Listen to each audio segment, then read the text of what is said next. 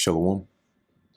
First and foremost, I want to give all praises, honor, and glory to Yahweh, Bahasham Yahweh Shai, Bahasham Recha Kodesh. Double honors to the elders and the apostles of Great Millstone, and peace and blessings to the elect.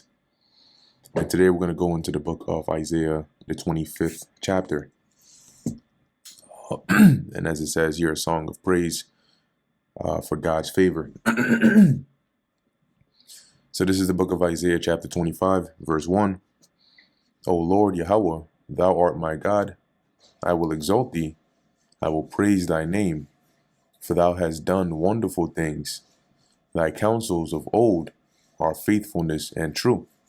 And then even in the book of Ecclesiasticus, the second chapter, it tells you that, right? Look at the generations of old and see if any whoever trusted in the Lord was forsaken, right? So when you go back and even looking at that's the reason Isaiah is praising the Lord, right? When you look at the works that he has done and the faithfulness of his word, it stands true, right?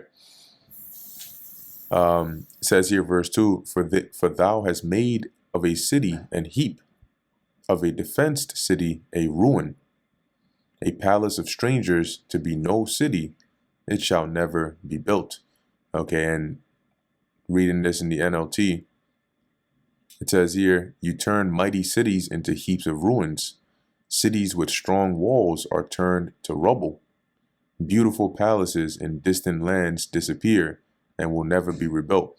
And similarly, right, as Isaiah was mentioning, the wonderful works, he now goes on, though not, he doesn't specifically mention instances in this case. We've seen instances of the Lord doing this, right? For example, when we were coming out of Egypt and even going into the land of Canaan, the different cities, right? The walls of Jericho, for example, Jericho was considered a defense city, right? But the Lord had us, march around it. And then I believe on the seventh time or so, we shouted and then the walls came down, right? That's one example. But also, even looking ahead, as an example of this is Babylon, right? Babylon is also likened onto a city that's going to become a heap and a defense city that's going to become a ruin, and even a palace of strangers, and more specifically because it mentions that it shall never be built. And when you look at most of the ancient civilizations, or a better word would be the ancient kingdoms and cities, most places, right, even though the Lord brought judgment upon them, people still dwell there today, right? People are still able to go back and live in those areas.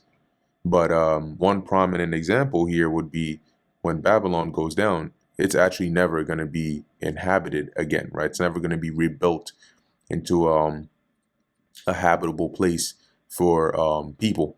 And the scriptures tell you that in Isaiah 13, right? I believe Revelation 18, I think Isaiah 34 as well, right? That nobody's going to dwell there from generation to generation, right? The Arabian shall not pitch tent there.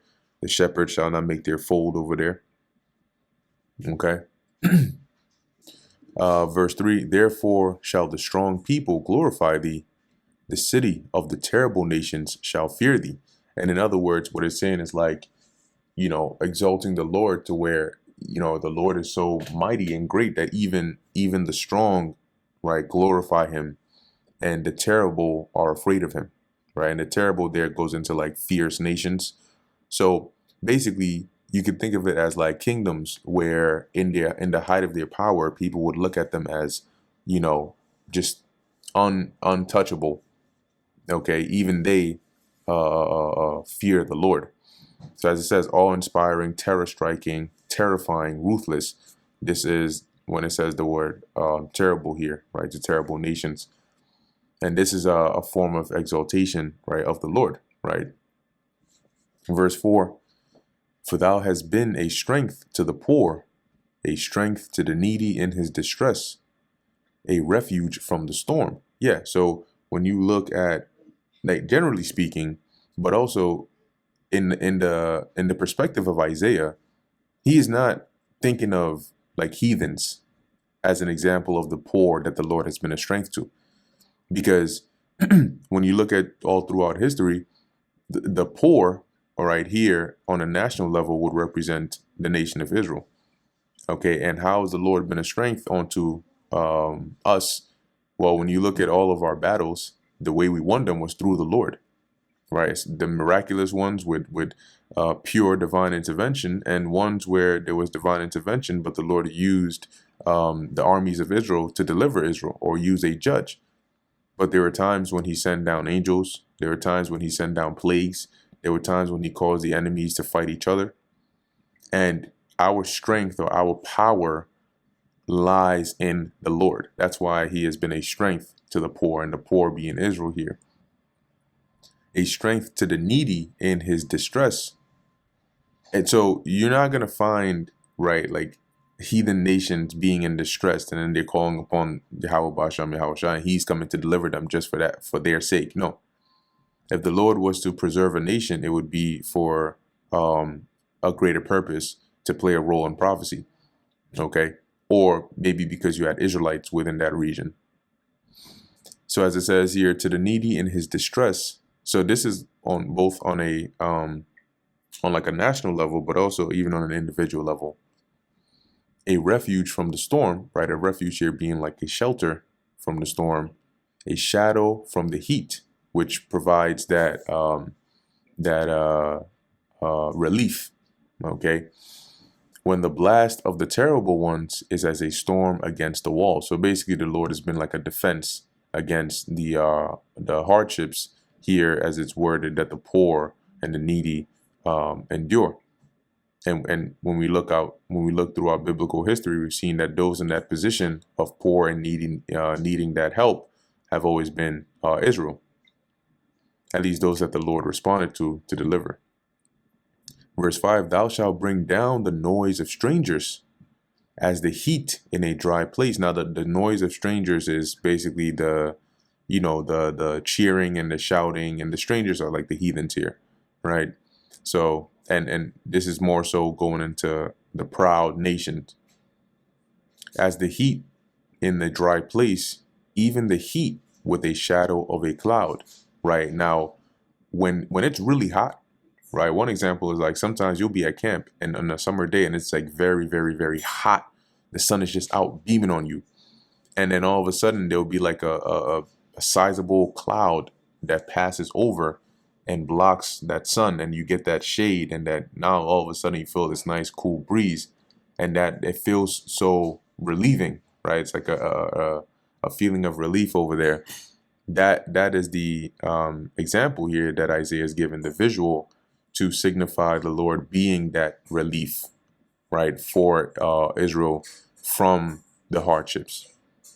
Okay, it says here, the branch of the terrible ones shall be brought low. And the word branch here actually goes into songs. When we look up the word branch, I believe that's Zamayar or Zamyar. And it says here, song or psalm, right? So what when it signifies like the terrible ones rejoicing, right? And I like the way it's worded here.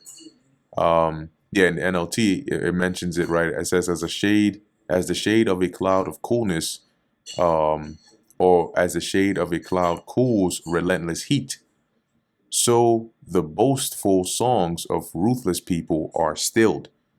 Okay, so just like the boastful songs, for example, or the proud songs can be likened onto that heat, right? And the Lord will bring it low, just as he would, have that cloud sort of shade cover you, or bring that shade to protect you from that.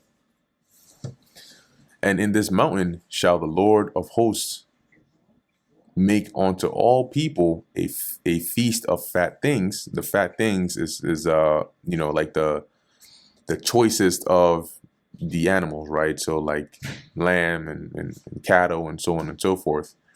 A feast of wines on the least of fat things. So Isaiah just reiterates himself here, right? Of fat things full of marrow, and the marrow is basically what's inside of your bone, right? But it's basically to signify, if an animal has strong bones, then chances are that it's a healthy, thick, strong animal.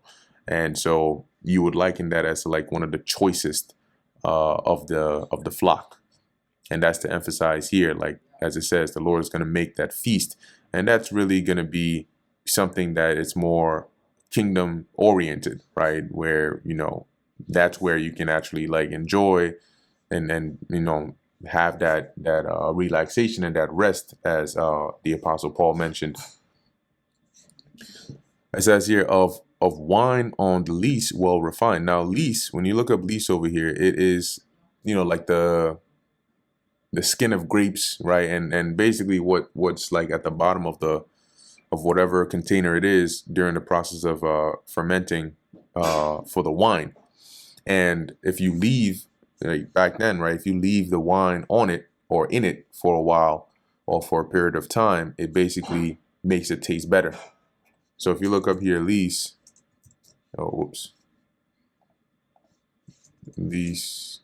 wine.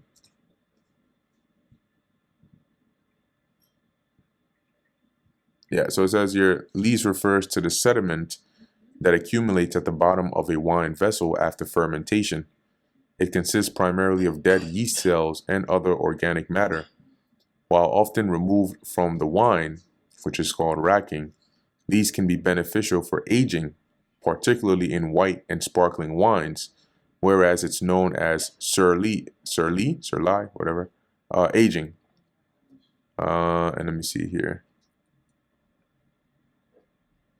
Yeah, so these can soften tannins and create a more complex and balanced wine. In other words, when we read here and it mentions the wine on the least well refined, meaning it's like really rich, like good, proper, high quality tasting wine. And so there are methods of doing that, right? And in the ancient world, this would be one of them. Verse 7.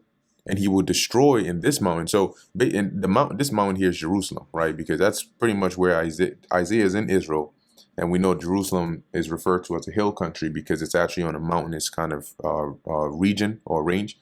So that's what he's referring to, right? That here, starting with Israel, because we know like Jerusalem is a people before it's a place. Right now, yeah, the landmark is there, but the people are not there, right? And so it's the people that make the place and not the other way around. Now, so what Isaiah is saying here is that there's going to come a time when the Lord, as we read up in the verses above, delivers us, right, from the enemy and then blesses us, right, as he makes this feast. And then there's wine and there's the choices of meats and food and so on and so forth, which is to signify peace and joy. Verse 7, and he will destroy in this mountain the face of the covering cast over all people. The face of the covering is the covering itself. It's one and the same, right? Like when you talk about the face of the earth, right? It's talking about the earth. As it says, the covering cast over all people and the veil that is spread over all nations. Now that covering, when you go into it, right, it's really a representation of being in a state of ignorance, right? In a state of lacking the true light of righteousness. Okay, and it was cast, as it says, over all people, and the veil that is spread over all nations. So how will the Lord destroy that covering? By ultimately opening up our eyes or revealing a better way, this truth to us. Okay, and that's where you get the term like revelation. When you look at the etymology of the word, it means to reveal, okay, or reveal or unveil, okay, which is to basically take off the veil, which is like a blocking or a covering preventing you from seeing the fullness of, let's say, the truth, for example. Now it mentions, right, why Isaiah emphasizes here in this mountain, because that's going to start first and foremost with the nation of Israel, and even more particularly with the elect, as we're seeing now, to where the Lord, of that one nation has particulars to which he opened up their eyes, right? He took the veil off of all of our eyes, though when we're of that elect, and allowed us to see and come to the way of righteousness, and then to teach that, right, and to push it out. And in process of time, because the whole world is under that darkness, right? Or that lack of what the truth actually is. And when I say the truth, I'm saying like more than just the doctrine and the ministry that we teach, but just general truth, right? If you look at the world today, both Israelites and just heathens and people, inhabitants of the world today, have a complete misunderstanding of the world. They have a misunderstanding of life, how it's supposed to be lived, of the Most High, of the ordinances. They're living a complete backward life. Okay, so that veil is covering the world. But starting with the Israelites, starting with the elect, the Lord is removing that veil, right, which He has, and it's allowing us to see the truth for what it really is and to push it. So as I was saying before, in process of time, as the scriptures say, the knowledge of the Lord is going to fill the world as like, the seas. So in process of time, that knowledge, okay, of the truth is going to be spread throughout the whole world, starting with Israel and even throughout the whole of the nations. And that's where you get, basically that point in the kingdom where everybody now knows Yahweh Ba'ashem Yahweh Shai and follows the ways of Yahweh Ba'ashem Yahweh Shai, or at least knows to follow the ways of Yahweh Ba'ashem Yahweh Shai. Now, a precept for this is, I wonder if I cross-reference it, it might come up in, 2 Corinthians chapter 3, verse 13. It says here, and not as Moses, which put on a veil. Let me see if I go up there. Yeah, which put on a veil over his face, that the children of Israel could not steadfastly look to the end of that which is abolished, but their minds were blinded. For until this day remaineth the same veil untaken away in the reading of the Old Testament, which veil is done away in Hamashiach. So even as the Apostle Paul was saying at that time, the true understanding, right, of what they were reading, as it says, of the Old Testament, hadn't, like, they didn't have that fullness of it. By they, I don't mean the Apostle Paul, I mean just the majority of people. All right, and that's why they had to come and teach and push the knowledge of Yahweh Shai, because through believing in Yahweh Shai and the wisdom, knowledge, and understanding we would gain by having faith in the Lord through Yahweh Shai, that veil would be removed, and we would be able to see, right, the fullness and come to that light, which is Yahweh Shai. Verse 15, but even unto this day, when Moses is read, the veil is upon their hearts. See, so the heart, this is metaphorically speaking, of course, but the heart meaning their minds. So there's still a covering over their minds that they can't see what the true understanding of what is written is. Okay, verse 16, nevertheless, when it shall turn to the Lord, the veil shall be taken away. Okay, and that taking away of that veil is likening on to the destruction of that covering that was cast upon the people, starting with that mountain, which is Israel. So now going back to Isaiah 25 and continuing in verse 8, he will swallow up death in victory, and the Lord Yahweh will wipe away tears from all faces. And this was fulfilled through Yahweh Shai. All right, and the reference for that is in 1 Corinthians 15. Let me cross-reference here real quick. So that he swallowing up death in victory was what Yahweh Shai did. Here we go. 1 Corinthians 15 and 54. Yeah. So when this corruptible shall have put on incorruption, and the Apostle Paul here is speaking of Israel going from the corruptible state to the incorruptible state, right? That transition into that everlasting life and the fullness of that new covenant. When this corruptible shall have put on incorruption, and this mortal shall have put on immortality, then shall be brought to pass the saying that is written, death is swallowed up in victory. So where was that written? Well, we just read it in Isaiah 25. Okay. And then now we're going to find out, how do we gain that victory? Verse 15 or verse 55. O death, where is thy sting? O grave, where is thy glory? The sting of death is sin, and the strength of sin is the law. because the wages of sin is death, right? So when you're stung, i.e., you are subject to sin or you commit sin, the poison or the result of that is that death. And the strength of sin is the law, right? Because where there is no law, there is no sin. But thanks be to God, which giveth us the victory through our Lord Yahushua HaMashiach. So by Yahushua being that sacrifice, being put to death, and then rising, being raised up from the dead, he conquered death.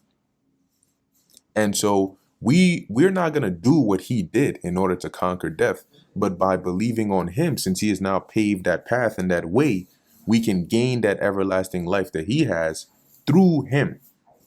Okay, so by following his footsteps, all right, and believing upon him, he can grant that to us. That's how we gain victory over death, through him. And so going back to Isaiah chapter 25, verse 8, he will swallow up death in victory, right? And Yahushua did that. And the Lord Yahushua shall wipe away tears from off all faces of Israel. This is in Revelation, the 21st chapter. And the rebuke of his people shall he take away from off all the earth. And when you go into that word rebuke, it goes into like reproach, right? Or scorn. And this was a result of being cursed by the Lord for our disobedience. And how did this manifest? Well, look at how the nations look at us and treat us. Everywhere you go, there's this unspoken, sometimes very loudly spoken shame, just because of who you are as an Israelite. And that's because of the rebuke that the Lord put upon us, or the shame or the reproach that he put upon us as a result of disobedience. But here, as Isaiah is saying, the time is going to come when the Lord is going to take that away, and he's going to turn that into glory, right? For the Lord Yahweh hath spoken it. And it says from off all the earth, because this isn't just true in America. It's true everywhere you go. Okay, and so when the Lord reverses it, right, the curses are going to affect you everywhere you go, but when the Lord reverses it, the blessings are going to affect us everywhere we go. Verse 9, and it shall be said in that day, so you know this is prophecy, lo, this is our God, we have waited for him, and he will save us. And guess what? We're saying that now. Okay, and we're prophesying about it. And as you know, times get more dire and we get closer and closer to the end, it's going to be more and more prevalent, right? The faithful are going to wait upon the Lord, and they're going to call upon the Lord and have that mindset that this is Yahweh Ba'ashem Yahushai that we have waited for from generation to generation, and he's going to deliver us, right? This is the Lord Yahweh, we have waited for him. We will be glad and rejoice in his salvation. So even up until the point of Yahushai making his return, you're going to have the elect that are going to be crying out to the Lord, signifying that gladness in seeing the Lord and the hope in his salvation that he's going to bring. Verse 10, for in this mountain shall the hand of the Lord rest, right? And keep in mind, Isaiah is referring currently to Jerusalem. The resting of the hand of the Lord in this mountain, you know, signifies really like a blessing, right? Or like, you know, peace. So you can imagine, like, one visual that comes to mind is when an elder is blessing you, right? Or even when Jacob, when Joseph brought his sons to be blessed of Jacob put his hand, I think he put his right hand upon the head of Ephraim, and if I'm remembering correctly, Joseph tried to switch it, but Jacob was like, nah, I know what I'm doing. You know what I mean? And he put his hand upon him and blessed him. Okay. So the Lord resting his hand upon, in this mountain, really upon Israel, signifies that sort of divine presence that the Lord is going to have. And it says here, and then it contrasts now into the judgment that would come upon the rest. Now here it specifies Moab, but it's not going to be isolated to Moab. All these heathens are also going to suffer that same or similar fate. And Moab shall be trodden down under him, even as straw is trodden down for the dunghill. And so here, ultimately, right, signifying the bringing low, right, of Moab here, which will be applicable to these other nations as well. But the example given here, right, trodden down, when you trod something down, you're stepping on it, you're stomping it out. As straw is trodden down for the dunghill. Straw is like when you post harvest, right, when you tread out the grain from the, from the sheaves and the crops, the husk and the dry parts that are left, that is likened onto the straw. Now, back then, what they would also do is they would have the dung. A dunghill is precisely that, a hill of dung. Dung is the excrements of like animals per se. So you would have they would gather the waste. Let me put it that way. They would gather the waste, but they would mix it with the straw. Okay, because post harvest you would have an abundance of straw, right, or that husk. And so the way they would mix it is by stepping on it, right? Either an animal or, whoever wanted to do that. It sounds crazy and nasty now, but back then it was more common. And so by treading down, they would be able to mix the straw with the dung. And what that would do is it would allow the dung to dry up. So it's not like an anaerobic environment of just like moist, hot, and, disgusting dung. But rather it would dry up and it would be able to be used for compost. If you're not sure what compost is, compost, let's see, agriculture. So it says here, compost agriculture involves using compost, a decomposed organic material, to improve soil health. So manure, which is, poop, is used to fertilize the soil. As it says, improve soil health and plant growth in farming. And so, yeah, it says here, compost is created through the controlled decomposition of organic waste like food scraps, yard trimmings, and animal manure. So dung. So basically, that was the I guess the imagery or the visual that Isaiah was given here, and it was, at that time, people knew what that was. They got the reference he was making, right? So, in their minds, it would be like, damn, like Moab is gonna be basically disgusting, like worthless, right? You're liking onto what's mixed with dung to create, compost for the soil. That's pretty much the state that the Lord is likening you onto. Verse 11, and he shall spread forth his hands in the midst of them, as he that swimmeth spreadeth forth his hands to swim. So if you've ever seen a swimmer, you know how they swim, right? They reach out one hand, they pull back out. You get the motion. And he shall bring down their pride together with the spoils of their hands. So why is Isaiah likening the Lord bringing down Moab here onto a swimmer? The imagery that is to be conveyed here is likened onto when a swimmer is swimming in the water, right? They're basically cutting through that water, right? And they're using, that force, and they're basically controlling that path that they're in. And so what the Lord is saying here via the mouth of Isaiah concerning this like swimming analogy here is like, just like how a swimmer goes through the water, right, with strength and ease, the Lord is going to move through Moab like that, all right, breaking it down and destroying it. All right. Verse 12, and the fortress of the high fort.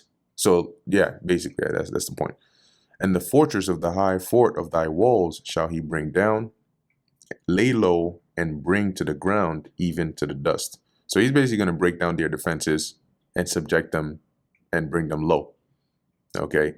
And like I said, Moab is mentioned here, but, we know in prophecy that these other nations are also going to be subject to similar fates of being brought from whatever position they're in to the lowest they've ever been, subject onto the Lord through the nation of Israel. So this pretty much brings us to the end of the book of Isaiah, the 25th chapter. Lord willing, this is edifying to the elect. In closing, I want to give all praises, honor, and glory to Yahweh, Bahasham, Yahweh Shai, Bahasham, Recha, Kudash. And until next time, Shalom.